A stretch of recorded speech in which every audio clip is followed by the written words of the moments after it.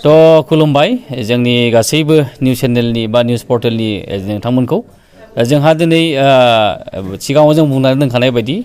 सराइबिल ओनसोलाव उत्तर पखालागियाव जों इतिमध्ये माने फुंनि बाहागोआव जोङो 135 जन पेसेन्टखौ नायनानै फैबाय दा आरो जोङो दंफैयो बर्तमान बालागाव एरियायाव आरो बे बालागावआव जोंहा आलिनगर एलपि स्कुलाव बर्तमान जोंनाव 50 जनसो पेसेन्ट जों अलरेडि नायगासिनो दङ दा बिथांमोनहा आरोबाव जोंखौ डिमान्ड होबावदों जे बिथांमोनहा होनदों जे आरोबाव खनसे माला फैबावगोन मानो होनना बुङोब्ला आगोलफ्राव फैनाय समाव बहुद मोजां बिथांमोनहा जोंनि बे ट्रिटमेन्टखौ मोजां मोन्दोंमोन बहाय गिबियावनो जों बेमारि हिसाबै मोननो हादों सुगार आरो बेनिफ्राय हाई ब्लाड प्रेसार आरो अभार टेनसन हाइपार टेनसन जेखौ जों बुङो बेफोरबायदि डिप्रेसनफोर बहुद भुगिनानै दङ आरो बिथांमोनखौ जोङो बारे बारे बुंदों जे जोंनि बिथुरुवा ओनसोलाव दासिमबो बे खाना फोथायनाय जेखौ बुङो जोङो दायना सन्देह खालामनाय बेफोरबायदिया दासिमबो दङ मानो होनना बुङोब्ला जोङो मा हाइ प्रेसार जानानै स्ट्रक जानानै थैयोब्ला जों बेखौ सोरबाया दायना रायनाय होननानै दाबो बुंसोलायो गावजों गाव लोगोसे जोंहा जेब्ला सुगार जानानै मानसिया लासै लासै दुरबल जालांनो हमो आरो आमाव माव जायो बा मानसिया एखेबारे जानो हाया लोंनो हाया जायो बेखौबो जोंनि मानसिया दायना होननानै बुंनो माने हमदों आरोखि दा बेफोरखौ जोङो दूर खालामनांगौबा जोंनो बेबायदि मेडिकेल हेल्थ चेकआपआ जोंनि थाखाय बहुद दरखार दङ मानो होनना बुङोबा दा जों डिजिटेल इन्डियाआव दङ जोंहा बेबायदि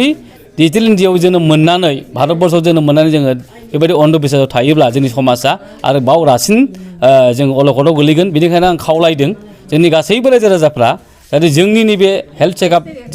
जे जोङो केम्प खालामगासिनो दं बाव नोंथांमोनहा जेरखम जोङो सहाय होदों बिनिफ्राय फैगौ समाव रासिन सहाय होबावगोन होननानै जों गासैबो रायजो राजाफोरखौ खावलायहरनाय थाबाय गोजोन्थों उननि समाव बहाबा लानायनि थांखि दं जोंहा नेक्स्ट जोङो सानदों जों मजाथि एरियायाव जों लागोन जोंनि सराइबिल ओनसोलनि मजाथि गामि आरो बेनिफ्राय जोङो सिन्द्रि जिहेतु जों सिन्द्रियाव जों लानो थांगासिनो दंखायो बेनिखायनो जों आं खावलायबावदों जोंनि बे बिथुरुवा ओनसोलाव जोंहा जि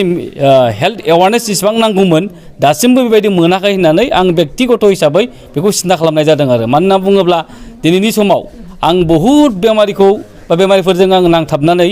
रायज्लायदों बिथांमोनहा बुंगासिनो जे बेबायदि ट्रिटमेन्टखौ जोंनो नांबाय थागौ माजे माजे दा बेनिखायनो आं आसा खालामदों आरो जों आयुर्वेदिक ट्रिटमेन्ट कमप्लिटनि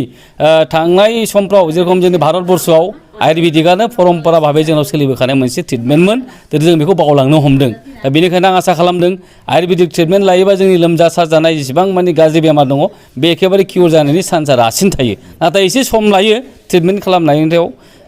खिन्थु किउर जानायनि चान्सआ बांसिन थायो जोंना आयुर्वेदिक मेडिसिननि ट्रिटमेन्टआव আমি আজি ইয়াতে বালাগাঁৱত আমি নাৰ্জাৰী ফাৰ্মৰ উদ্যোগত আৰু তেখেতে নাৰ্জাৰী ফাৰ্মে আমি আগতেও আমি 8-9টা স্বাস্থ্য শিবিৰ এৱাৰনেছ আৰু আমাৰ যি দেহৰ অসংক্ৰাম্য তন্ত্ৰ ইমিউনিটি ছিষ্টেম তাৰ কাৰণে আমি এৱাৰনেছ কোভিডৰ টাইমতো কৰিছিলোঁ নাৰ্জাৰী ফাৰ্মৰ দ্বাৰা আৰু তেতিয়া আমি যেতিয়া কোভিডৰ টাইমত আমি কৰিছিলোঁ তেতিয়াও মানুহৰ বহুত আমি সঁহাৰি পাইছিলোঁ আৰু তেখেতসকলে আকৌ আহিছে আৰু আমি যোগ গুৰুকুল অসমৰ যোনটো আয়ুষ জীৱন টীম আছে সেইটোৰ দ্বাৰা আমি সকলো মানুহকে free Ayurvedic health checkup free Ayurvedic medicine আৰু লগতে যিখিনি আমি ব্লাড টেষ্ট পাৰোঁ ফ্ৰীতে হিমোগ্লোবিন ESR আৰু ব্লাড চুগাৰ এইখিনি ইয়াত পৰীক্ষা কৰা হৈছে আৰু ৰাইজৰ বিপুল সঁহাৰি ইয়াত লাভ কৰিছোঁ আজি আমি আগতে চৰাইবিলত কৰিলোঁ চৰাইবিলত আমাৰ 135টা পেচেণ্টক তাৰে মেল আছিল ফিমেল আছিল চিলড্ৰেন আছিল সেই পেচেণ্টবিলাক বহুতো চুগাৰ ডায়েবেটিছ হাইপাৰটেনশ্যন লগতে আমাৰ স্পণ্ডিলাইটিছ আৰ্থ্ৰাইটিছ আৰু বহুত স্কিনৰ একজিমা ৰিলেটেড চৰিয়াছিছ বেমাৰো পাইছোঁ আৰু সেইবিলাকৰ বহুত আয়ুৰ্বেদিক বহুত আমি অধিক যিবিলাক ঔষধ আমি কিনিব নোৱাৰে এই ঔষধবিলাক আমি ফ্ৰীতে দিয়া উপলব্ধ কৰিছোঁ আৰু ইয়াতে ভালেখিনি পেচেণ্ট আছে এতিয়ালৈকে আমাৰ 50জন পেচেণ্টক চিকিৎসা সেৱা গ্ৰহণ কৰা হ'ল আমাৰ লগত ডক্টৰ জয়ন্ত বৰ্মন আছে শান্তনু ভট্টাচাৰ্য আৰু গোটেই আমাৰ আয়ুষ জীৱন হেল্থ টিমটো আছে যোগ্য আৰু নাৰ্জাৰী ফাৰ্মে বিশেষভাৱে ইয়াত সহযোগিতা কৰিছে ৰাইজেতো বহুত ভাল পাইছে কাৰণ ৰাইজে আমি আগতেও এই অঞ্চলটোত আমি কৰিছিলোঁ তেতিয়া আগতে যেতিয়া চাইছিল আমাৰ ডক্টৰ জয়ন্ত বৰ্মনে বহুত স্পণ্ডিলাইটিছ কেছো ইয়াতে পাইছিল তেখেতে তাৰ ভাল উপশম কৰিছে ইয়াতে আৰু ময়ো কিছুমান বেমাৰীক চাইছিলোঁ তো ৰাইজে আমাক ইয়াত যিকেইটা পেচেণ্ট আছে আগতেই তেখেতসকলে আকৌ আমাক চিকিৎসা গ্ৰহণ কৰিছে